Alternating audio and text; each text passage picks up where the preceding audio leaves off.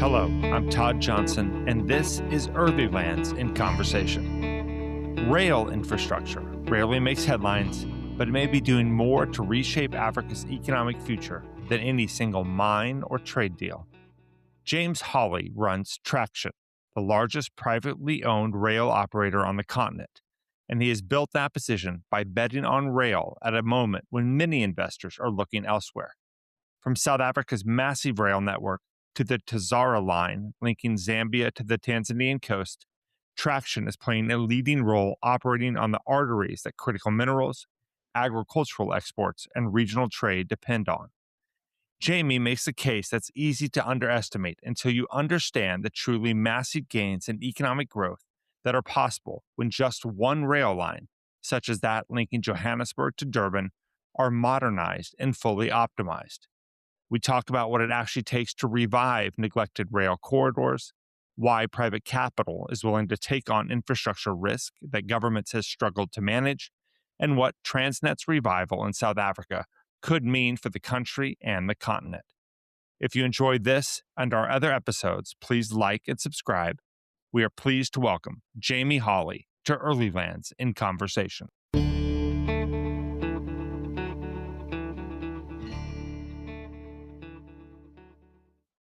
Well, we are very lucky today to have Jamie Holley with us, the CEO of Traxtion, one of Africa's leading private rail companies. It's a sector that I'm passionate about, having worked at GE for a long time. But Jamie, thank you very much for joining us today. This is a delight to talk about a sector that I think is underappreciated, but hugely valuable. Pleasure, Todd. Great to talk to you. Let's jump straight into it. First of all, I'd love for you to tell us about Traxtion as a company, for those of our listeners who aren't familiar with it. But walk us through your leadership journey to where you're sitting in Rosebank today. So I ended up in the rail industry completely by accident. I had really no intention. It is to some extent in my blood, though. My great-grandfather immigrated from the United States to South Africa at the end of the Great Depression or during the Great Depression to work on the South African mines, and very quickly realized that there was a rail opportunity. He started a factory manufacturing locomotives, and he actually developed a very successful business to the extent that shunting locomotives today are sort of colloquially still named after him. His name was Charles Funky, and today shunting locomotives in South Africa, even if they're not a funky locomotive, are often called funkies. So that's a great backstory. Yeah, and rarely do you get the U.S. to South Africa immigrant story in the sort of pre-war days. That's fascinating. And his family moved from Germany to the United States, where he rebranded himself from Funke to Funky because he didn't want to have a German surname in the United States after World War I. So I arrived in the rail industry completely by mistake. I spent my university career dreaming about opening a small business development bank. And when I did my article to be a chartered accountant, I did it in bank audits. And after about 5 minutes in a bank, I realized that was a very bad idea. But anyway, I still am thankful for those 3 years of understanding banking. And I then went into corporate finance, mergers and acquisitions. I quite enjoyed that, but also realized that advising on deals wasn't for me. I would get so into these deals, so into these businesses, and then you do the deal and you never hear about the business again or the success of the implementation of the transaction. I realized that I wanted to be at the coalface, owning the decisions. And then I got a phone call from one of my managers from the bank audit days who had joined a business called Grindrod. And he said, Grindrod is looking to start a rail division. You'll be the second employee. They want to grow through acquisition. And so they need your skills. And so at the age of 29, I was the second employee of Grindrod's rail division. Fast forward a little bit, and 2 years later, they asked me to run the division. I don't know what they were thinking. Within about a year, we'd been successful in that acquisition journey, and I had 1,170 employees in 17 countries, and I was learning fast. I think this probably applies to Traxtion as well, but for Grindrod, of course, too. What does a private rail operator in Africa look like? People think of Transnet, of course, state-backed operators. Tell us what private rail means in an African context. So I guess, Todd, that's sort of the really interesting question, because, if you say what private rail operations been in South Africa and in Africa from the time the first train operated here 165-ish years ago to now, in the last 8 years, it's changed massively. Like 8 years ago, we could operate our trains in 2 countries. We can now We've now got boots on the ground in 10 countries. There's been a huge move away from the state monopolies into a competitive rail environment. I think there's been broad recognition that the state monopolies hasn't really worked. And now we're moving to this environment of competitive rail. And that's been hugely beneficial, of course, for our business. But to some extent, I guess we've also led the charge in terms of implementing that. We've run the first trains under open access on the Tazara line between Zambia and Tanzania. When you're running on the Tazara line, it's running as a traction locomotive, or is it running as a FQM, First Quantum Minerals or such? How does that work? So I guess in each country, the way that we operate differs. But what's the same in each country? And really, your question was, what does private rail in Africa look like? Well, really, you have state infrastructure that is owned by the state. Very often, you still have the state rail companies that are still running trains. But on those track, you have significant latent capacity, extra capacity to run trains. So what our trains are doing is really filling some of the latent capacity on the regional networks. And, in some instances, we have our own access rights where we run trains and market those trains to customers. But in most instances, it's the mining companies or the freight forwarders themselves that have access rights. And then our trains capacitate those access rights. We contract those trains, and of course, as you can imagine, in a number of ways. In some instances, it's rate per ton, and other instances, it's full maintenance leases. Sometimes full maintenance leases with drivers, sometimes without drivers, sometimes it's their drivers. And, so we're quite commercially flexible in the way that we approach this. But at the end of the day, the bottom line is that state infrastructure, with us accessing the infrastructure, paying toll fees or access fees, as we call them in the rail industry, to utilize that infrastructure. And it's been hugely advantageous to the state railways because they've got this latent capacity in the networks. What our trains are doing is unlocking a new revenue stream for them through these access charges, which is a really significant revenue stream, and one that without our trains is a lost opportunity to them. I want to dive into that question or that point you made there about things changing over the past decade. But first of all, give us a sense of Traxtion as a company, size, number of employees, amount of, number of locomotives and such. Give us a sense of what the company looks like, on paper. I guess the bottom line is that we are an owner and operator of trains. And we very squarely that, we get a huge number of requests to get outside of owning and operating trains into warehousing, inland container depots, siding management, track construction, manufacturing and assembly of locomotives, manufacturing and assembly of wagons, road trucking. Wow. Clearing and forwarding. We get all of these requests to enter into these other elements of the industry, but we very much stay in our lane as an owner and operator of trains. And the reason why we don't want to steer away from that is that the moment that we do, we start competing with the key stakeholders in our business, whether that's customers who are freight forwarders who provide the warehousing, clearing and forwarding, etc., or whether it's companies like Wabtec that are manufacturers of locomotives, who are an extremely Wabtec General Electric, of course, who are an extremely important stakeholder in our business in terms of a supplier and a company that we provide services to in different forms across the continent, whether that be maintenance services or commissioning of locomotives or refurbishment of locomotives in here in South Africa. So we sort of nurture these relationships across the industry by staying in our lane and by being dedicated to staying in our lane. And we work extensively with stakeholders, suppliers, customers to ensure that we support their businesses.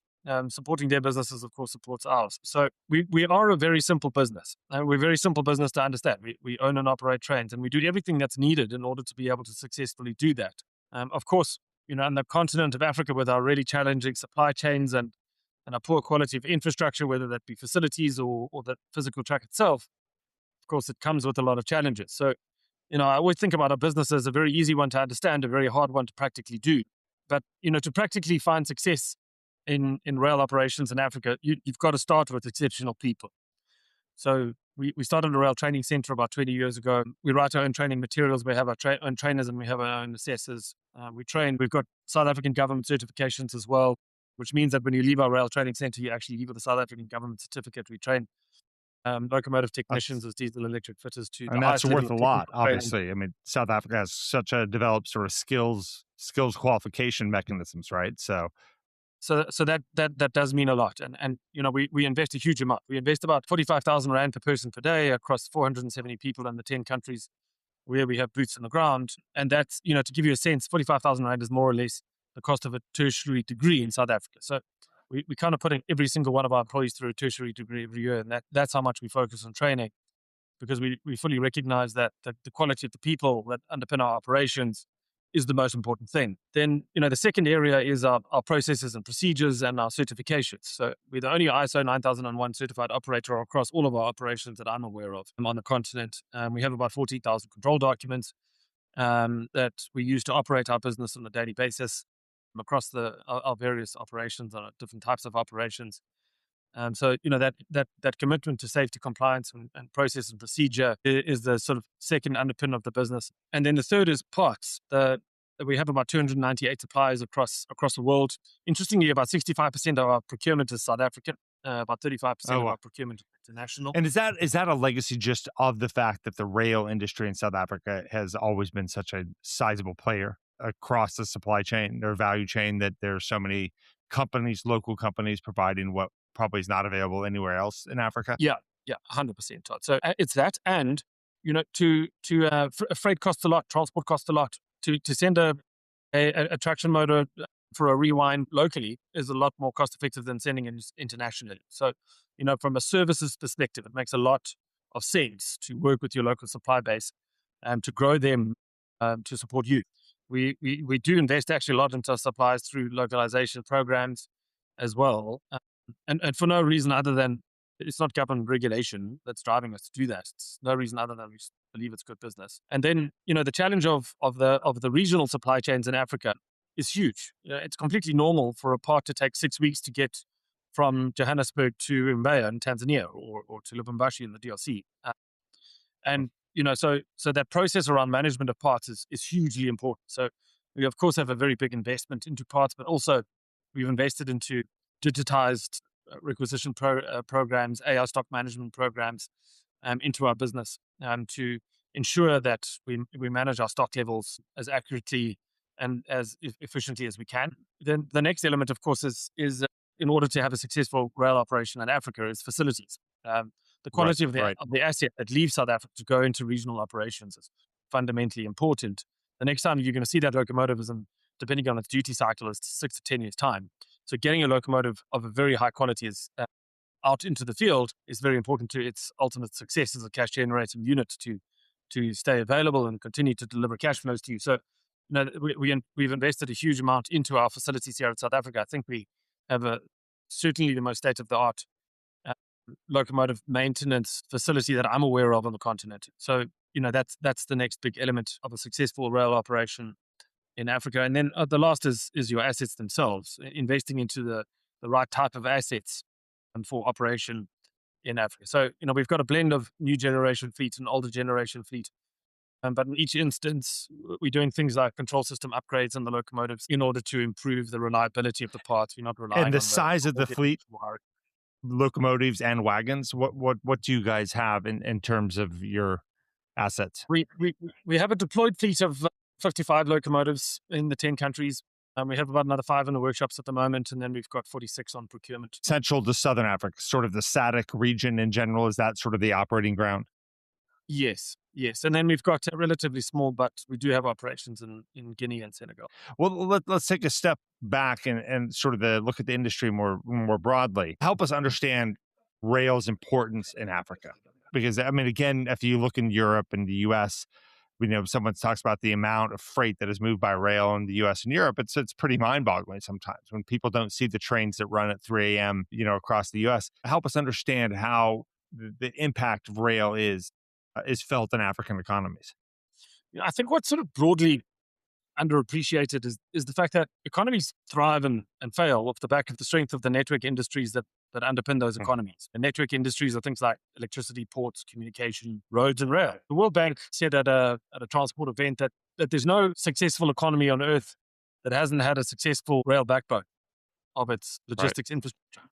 And really, the importance of railways is in being able to drive economic success and growth in that economy, provide the private sector with a cost competitive logistics solution that make them internationally competitive, which make their goods competitive in the domestic or the export market. Africa, when you look at the rail freight density in North America, Canada, of course, with the unique nature of Canada's economy with huge distances, Right. large freight economy, very well suited to rail, followed by North America, the United States rather. The competitive advantage that the Class 1 railroads and the railway industry provide that North American economy is awesome. And Africa, in comparison to that, we have rail at tiny fractions of market share in the freight economy. It's almost entirely road reliant, very normal for trucks to stand at a border for a week, 10 days. And you can imagine how that undermines the competitiveness of those upstream economies in industries that are trying to compete with products supplied from China and trying to supply product regionally. So, to me, the role that railways need to play into the future is that of a cost competitive network industry that unlock the opportunity for real, lasting and meaningful economic growth. That's a great explanation of just the criticality of rail in general to economic development.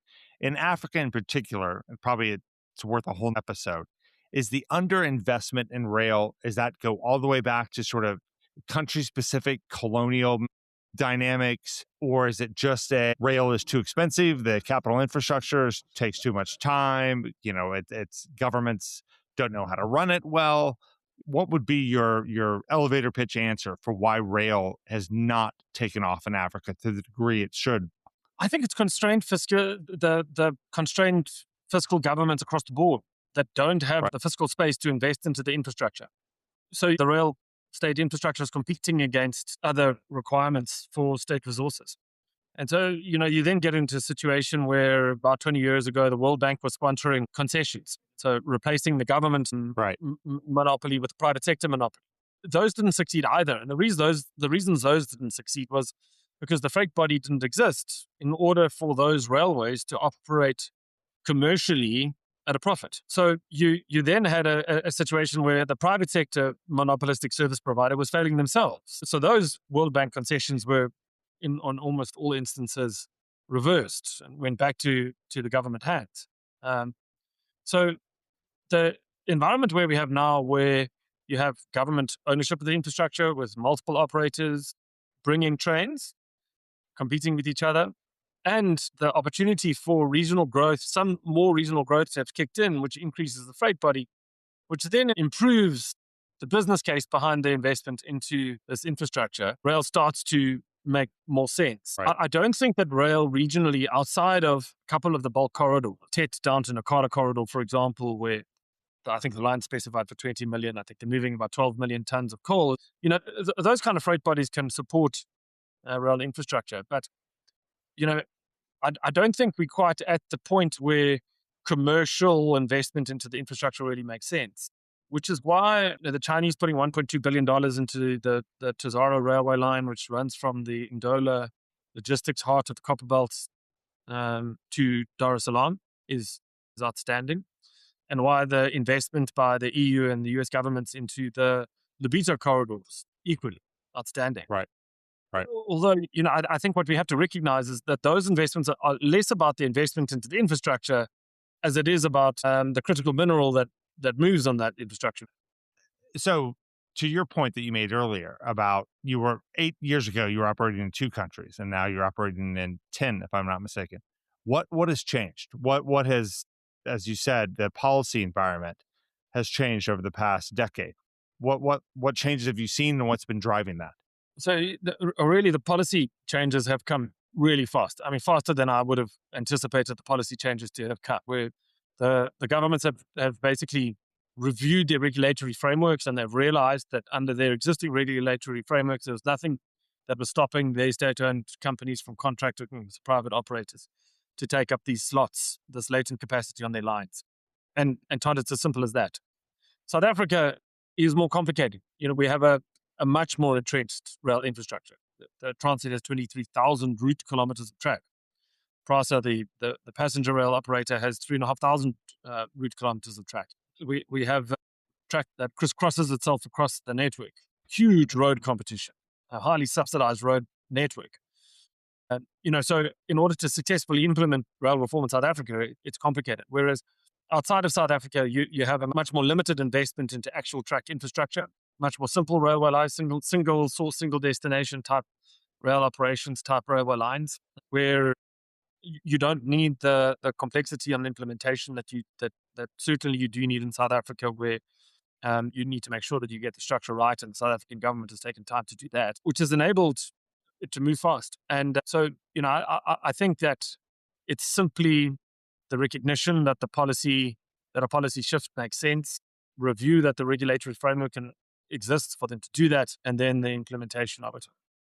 Let's talk about South Africa, because I think the biggest rail story probably in Africa right now is the revitalization of Transnet and the prioritization of that effort by Ramaphosa. You, as an operator, as somebody who's certainly deep into the sector, what is happening at Transnet now that wasn't happening 4 or 5 years ago? And just tell us how to think about how Transnet, one of the largest global rail operators in the world, how it's changing. So really, for 120 years, South Africa has had a vertically integrated, in other words, trains and infrastructure, state monopoly on its rail All operations. under one umbrella, right? All under Yeah. one umbrella. And about 14 years ago, a green paper into rail reform was circulated. Okay, it didn't go very far.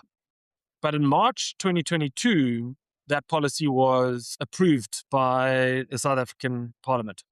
And that implemented huge and sweeping reforms for the way that freight rail is run in the country. And in fact, same policy for passenger rail.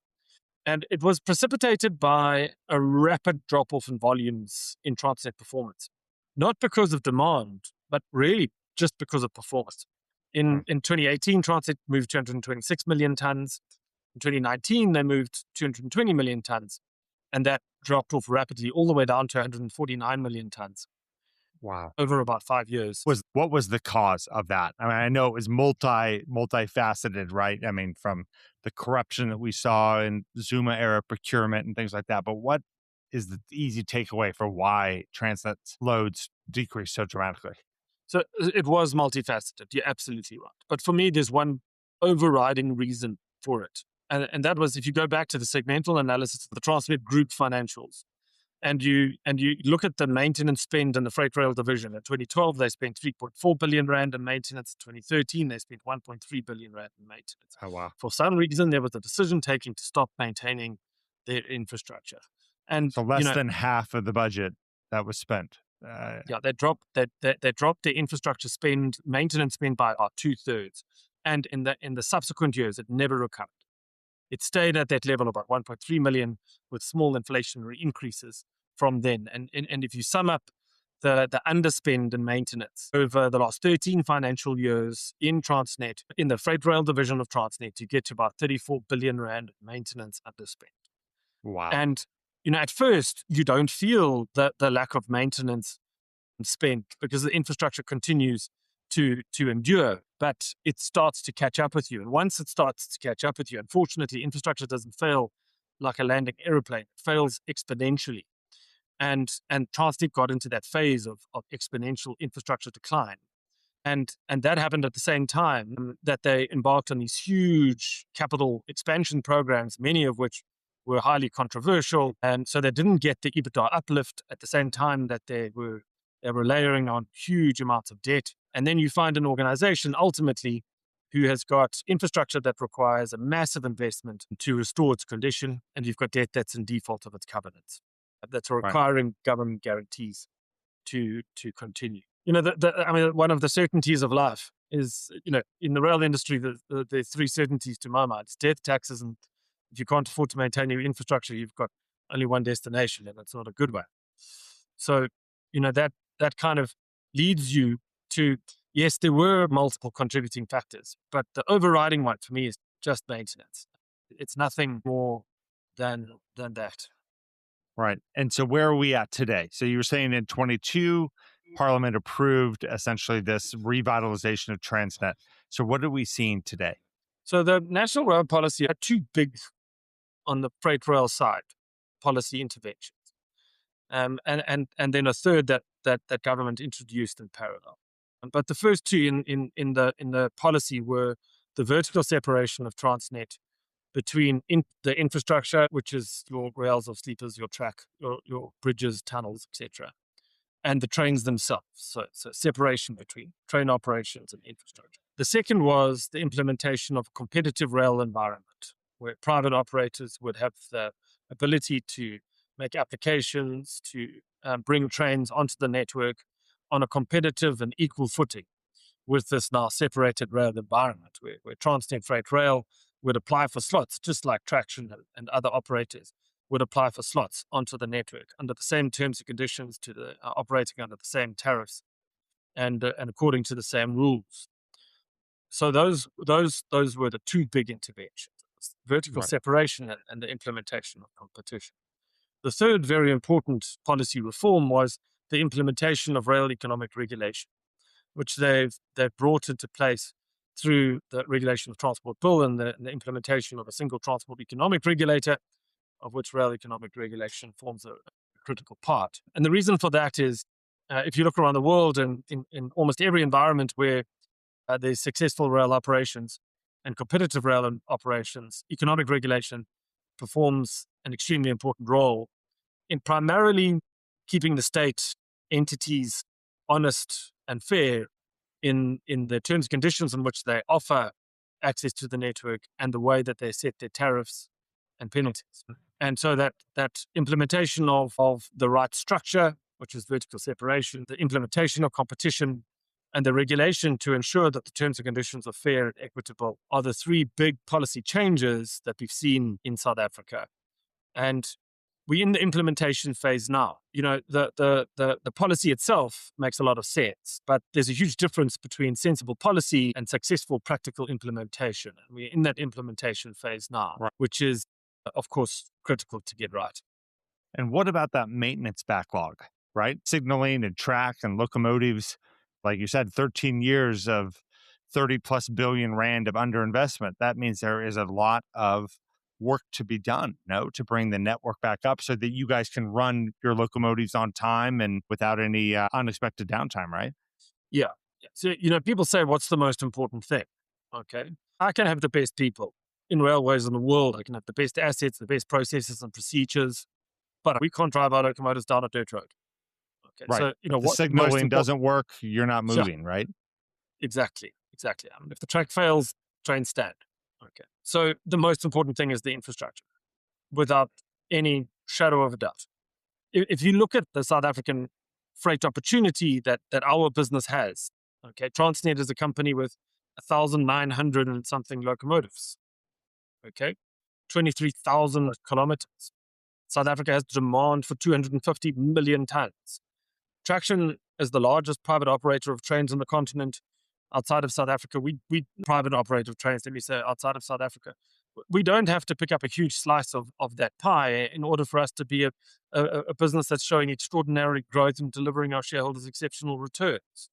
I've got no concerns with our ability to do amazing and interesting things in South Africa. But for the South African rail industry to be an enabler of growth, a network industry that unlocks the potential of the South African economy and starts to solve some of the huge socioeconomic challenges the country faces, the most important thing is to see investment into the infrastructure to uplift the condition of the infrastructure so that trains can operate efficiently and reliably. And without that, I think you're going to see muted practical investment into trains and a muted response to the policy to bring competitive rail services to South Africa. I think there's huge ambition, but I do think that we do need to see rands flowing into the infrastructure itself for the railways to be, what it can be for the industry. We'll find opportunities for really interesting operations in South Africa.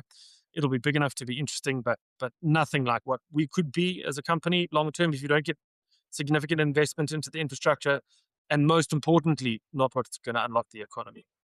So you are, I would say, cautiously optimistic, right? That SA has turned a corner, but the proof is still in the proverbial pudding. Yes, Yeah. exactly. The proof is in the pudding. And I think, the fact that we've announced a 1.8 billion rand investment into the 46 locomotives that we're buying out of New Zealand, Wabtec C28 locomotives that we're upgrading with Wabtec with new engines and new control systems into C30 locomotives.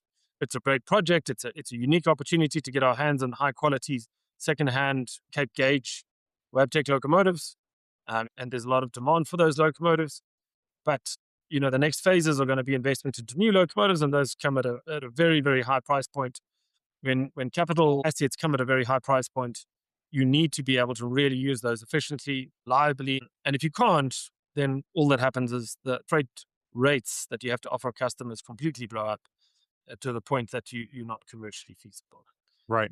You've described an market environment that is unbelievably enticing, right? When you put some of those numbers out there of what SA could be, but also with headwinds that are pretty daunting. Would we invest into trains without a high degree of confidence into the infrastructure in a highly leveraged position? No, we won't. Right. Okay. So, we've announced a 1.8 billion rand investment into locomotives, 1.6 billion rand investment into wagons, circa $180 million equivalent in dollar terms, and we've raised $86 million of equity.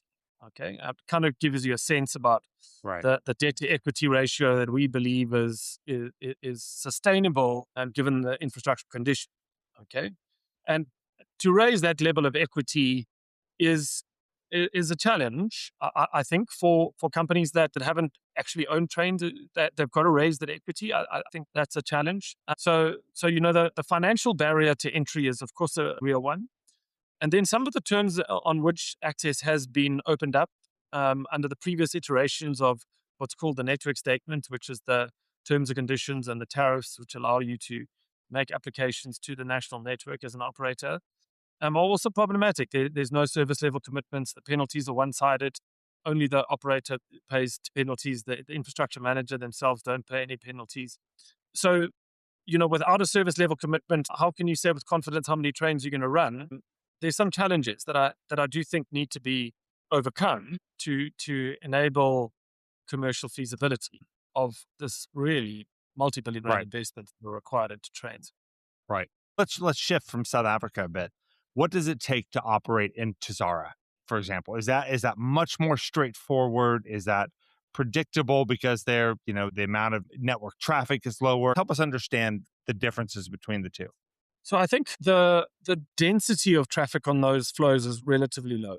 Okay. So, we're not talking about the South African freight bodies where the currently Transnet's moving about 168 million tons, as I understand it, across the network. So the density of the freight volumes is quite low. And then you've got extremely efficient private sector trucking alternatives in South Africa. Whereas outside of South Africa, you still have efficient trucking businesses, but operating on challenging infrastructure, long border delays, road infrastructure that also translates to some damage of trucks, short truck lifetimes, etc., which create an environment where trains, even operating at very low speeds, can be competitive, both in terms of transit times and on tariffs.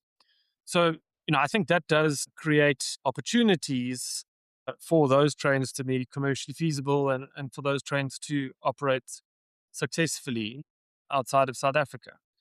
The other interesting, I guess, element to operating trains in some areas like the copper belt is copper is an extremely interesting product to be transporting on rail. It's highly beneficiated. It's a very high value commodity, and to be able to operate a large parcel of copper and to oversee the movement of one large parcel of copper comes at a big benefit to freight forwarders and to miners, where one of our trains can move 1,650 tons of copper, whereas a single truck can move circa 30 tons of copper. So that administrative benefit of working with us also provides benefit. What it also does is it provides a risk mitigant against only having one mode of transport. You have two modes of transport, road and rail, and to have a balance of your flow also makes a lot of sense in terms of the extraction of the product. So, I think that the fundamentals of bad infrastructure, slow trains, difficult supply chains, all of those things that impact us up there are the same, but the copper in particular is an interesting product. And then each country comes with Sure. its own complexities, and we deal with it. Imagine, you are sitting across from, all the CEOs of state parastatals and ministers of transport, et cetera, and they say, what is the one policy lever you would like to see in place across the continent? Is there one sort of policy mechanism or basket of policy deliverables that you would like to see that you think could really lead to a rail explosion in Africa? I would always start with the track, okay, and I'd always start with the infrastructure, because you present good infrastructure, and the train operators like ourselves can really start to bring some awesomely efficient freight logistics into the regional economies. The South African government solution to the infrastructure, in the context of Transnet's balance sheet, in the context of a fiscus, a South African government treasury that has competing requirements for its resources, is to look at big and meaningful private sector participation projects, long-term concessions to uplift the condition of the infrastructure. Again, it's a policy that makes a huge amount of sense. And when you think about the way that we operate trains in South Africa at the moment, we've got 1970 signaling technologies that have been used. You can imagine how much the world of communication has moved and what that means for efficiency of how trains are operated. There's a great book called Railroader that is a biography on Hunter Harrison, who's that great North American railroader. And, you can read the 350 pages of that book. But at the end of the day, Hunter Harrison's awesome secret to success was simply doing more with less. From the 1980s, North America has lifted 50% of its rail track, but doubled volumes. And how have they done that? It's just efficiency. It's using modern communication to run trains together, to stop closer together, to stop trains from stopping, and to use modern computing to change the way that maintenance is done to improve the efficiency of operating trains. Okay? All of these technologies exist around the world. Unlocking these PSPs in South Africa is going to take us from the 1970s technology straight to the top drawer, the latest technologies that are available off the shelf for us to implement into running trains. And what that means for efficiency, if I can just use the Durban-Johannesburg line in South Africa as an example. Okay, it's a double line at 710 kilometers. It joins the biggest economic node on the continent with the biggest port on the continent, which is, of course, Gauteng and Durban. And the service design was designed in the 70s of the signaling of the time for trains to run every 20 minutes and for a transit time of 18 hours. At the moment, as far as we understand, trains are operating between Johannesburg and Durban in about 3 days. Now, with modern technologies, this kind of positive train control that's in use, the WebTech system that's in use in North America, for example, you can take that 18 hours into 9 hours and 52 minutes. At 9 hours and 52 minutes, you're at a single train shift. So you're going to one driver to get a train from Johannesburg to Durban. In addition to that, instead of running the trains every 20 minutes, you can run the train 7.5 minutes apart. You're more than doubling the capacity on that line. Now, the day that you can take 100 containers in a single train from Johannesburg into Durban in 9 hours and 52 minutes, turn that train around and the same train gets back to Johannesburg, that means you're invoicing a train, for me as an operator, on that scenario 60 times in a month. Now, if that train at the moment is operating in 3 days, in the same scenario, you're invoicing that train 10 times. It's a 6 times growth in revenue. That's how you fix railways. That's how you do more with less. And that's how we turn the railways in South Africa into an economically enabling network industry that changes the trajectory of the economy. Now, that to me is awesomely exciting. That's the policy shift. It's the enabling of the private sector to bring these modern technologies, to bring the efficiency, to unlock this awesome infrastructure that we're really lucky was built in South Africa pretty much a century ago. That's a breathtaking way to end it. I mean, talk about unbelievable, productivity and just economic gains. You can only imagine what that would do to the SA economy if you were running train every 10 hours, whereas, like you said, three days today, which also boggles the mind. And you gave us a great recommendation there for the book Railroader by Hunter Harrison. Anything else? Our last question. Any other great book that you would recommend that we should be reading to better understand the industry or just your journey as a leader? There's another great book called Switch Points that was also the Hunter Harrison process of change and how he implemented this change across, those awesome North American railroads. They invested into an industry that was that was really using technology, not to change the way that diesel is combusted in an engine, but using technology to do more with less by stopping trains from stopping and by getting trains to run safer and closer together and just doing more with less. It's awesome to me what can be done with modern technology to unlock this industry that's more than 200 years old. You know, a train operating every 7 minutes, a freight train of a kilometer coming past every 7 minutes is like turning railway lines into conveyor belts. You know, it's just the Yeah. most awesome Yeah, stuff. the cascade effect will be just enormous for the not just Yeah, SA's economy, for the African economy in general. And if you could copy that yeah. in Mombasa or Lagos, I can only imagine what it will do.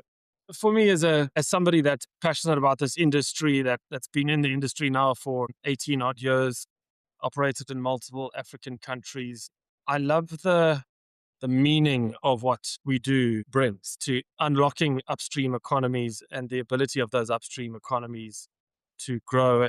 You know, we can put 150 jobs into a service with $100 million of investment into locomotives, for example, or trains, but it unlocks a mine and that mine unlocks 10,000 jobs. That's the real enabling, meaningful stuff. And yeah, that to me is what it's all about. Well, Jamie, that's a great note to end on, my friend. Thank you for this sort of primer on railroad economics and African economic development and all points in between. So I really appreciate the time. Absolute pleasure, Todd. Thanks again for having me on.